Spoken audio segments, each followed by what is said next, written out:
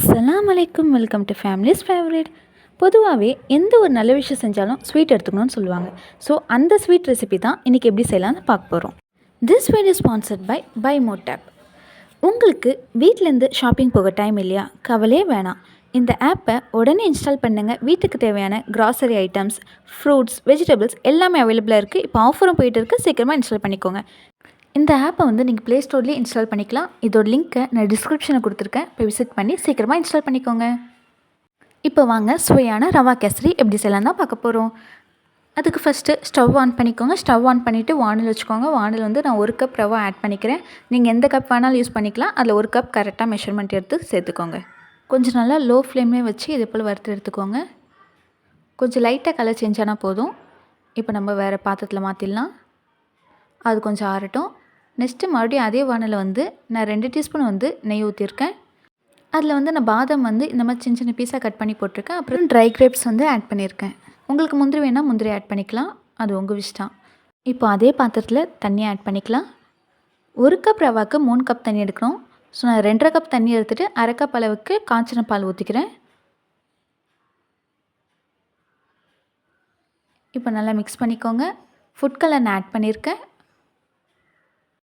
உங்களுக்கு food colour வேணும்னு add பண்ணிக்கோங்க. இல்லைனா குங்குமப்பூ இருந்தால் அது கூட ஆட் பண்ணிக்கலாம். அப்புறம் தண்ணி நல்லா கொதிச்சதுக்கப்புறம் 1 கப் ரவா ஆட் பண்ணிக்கோங்க. கொஞ்சம் கொஞ்சமாக கைவிடாமல் இது போல் கிண்டிக்கிட்டே இருங்க. இதுக்கு நீங்கள் ஹை ஃப்ளேம் வைக்கவே கூடாது. மீடியம் ஃப்ளேமே வச்சு இது போல் கிண்டிக்கிட்டே இருங்க. நல்லா மிக்ஸ் பண்ணிகிட்டே இருங்க. ரவா நல்லா வெந்து வரணும். நெக்ஸ்ட்டு கொஞ்சம் கட்டியானதுக்கப்புறம் நம்ம இப்போ சுகர் ஆட் பண்ணிக்கலாம். நான் 1 கப் ரவாக்கு 3/4 கப் அளவுக்கு சுகர் ஆட் பண்ணியிருக்கேன். நீங்கள் 1 கப் ரவாக்கு 1 கப் கூட சுகர் ஆட் பண்ணிக்கலாம். உங்கள் ஸ்வீட்டுக்கு ஏற்ற மாதிரி நீங்கள் சேஞ்ச் பண்ணிக்கலாம். ஸ்வீட் அதிகமாக வேணும்னா கூட நீங்கள் இன்னும் எக்ஸ்ட்ரா ஆட் பண்ணிக்கலாம். அப்படி ஸ்வீட் கம்மியாகணுன்னா இந்த 3/4 கப் போட்டால் கரெக்டாக பர்ஃபெக்டாக இருக்கும் ஸ்வீட்டு. இதையும் போட்டு நல்லா மிக்ஸ் பண்ணிக்கோங்க.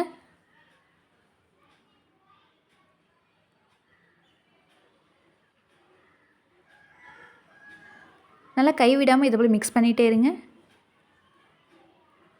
உங்களுக்கு ஸ்வீட் சாப்பிட்ணும் போல் இருந்துச்சுன்னா இந்த ரெசிபியை கண்டிப்பாக ட்ரை பண்ணி பாருங்கள். ரொம்ப சிம்பிள் அண்ட் ஈஸியாகவே செஞ்சு முடிச்சிடலாம். இந்த மாதிரி லோ ஃப்ளேம்லேயே வச்சு கொஞ்சம் கொஞ்சமாக மிக்ஸ் பண்ணுங்கள்.